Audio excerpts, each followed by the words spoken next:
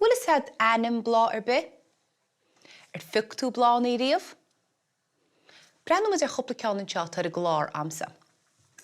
Tásam muid dosach le Codanna an bhlátha.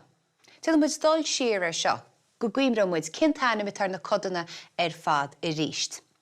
Seo iad? Na petil, abre? Na petil. Stis a lár, bíon, na síalta, abre? Na síalta, I lár an bhlátha. Cad iad seo? Na duilleoga, an bhá. Gus cad é seo brá fad agus láidir sin? An gas. Abre? An gas. Agus hís faoin tála bailúisce tá na fréamhacha. Abre? Na fréamhacha. Ítach. Nis. Tá blá anseo am. Seo an caisir bháin. Gus tá pictiúr le feiceáil in sin an caisir bháin. Agus tá ólas scríbhte chomh maith. Léigh muid a sin inis. Is blá fián é. Cad a chiallaíonn sé sin? Maithú, ní leart na síalta chur. Fása an caisir bháin as hain. Fásann sé go fián. Bíonn blá buí agus dá glas ar an ngás agus na duilleoga. Bíonn dá glas ar an ngás agus ar na duilleoga. Bíonn clog ar an gaisir bháin. Áit ina mian na síalta I fás. Tá cinál cosú le clog. Nuair a héidstar ar a glog, scaptar na síalta, agus fása caisir bháin nua as na síalta sin.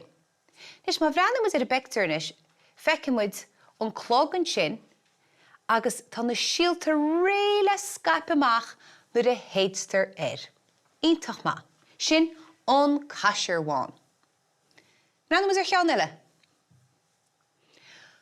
Naní tún ceann seo? An bhá, an nóín. Seans go nearna tú sláirí le nóí hána mus an áirtín. Nú, mar an nearna. Ní te roiarnach tosínis. Léigh muid an teolas inis. Is blá fián é an nóín.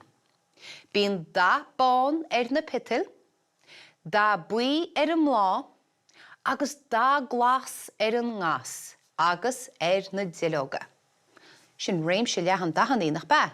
Bíonn dá bán ar na pitil, dá buí ar an mlá san áitina mian na síalta, agus bíonn dá glas ar an ngás agus ar na duilleoga.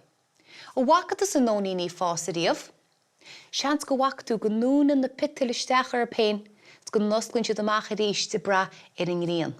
Ítach má. Nis, naní tún blá seo. Seo, cáman ime. Ní lólas a biscrífa. Cá muid téin aibrúmach. Ceach go leor.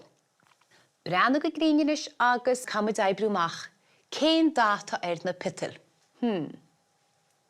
Maithú, bíonn dá buí ar na pitil. Cén dá a bhíonn ar an ngás. Maithú, bíonn dá glas ar an ngás. Agus cén dá bhíonn ar na duilleogaí. Ítach má, bíonn dá glas ar na duilleogaí chomh má. Ítach. Agus raiditas na scéalaí na riamh, má chuirintasa cáman imisteach faoi de smig, agus má lonraíonn dá buí ar de smig, ciallaíonn sé go má leite im. Ar chraoil tú é sin na riamh. Ní rá nach pí a sprí.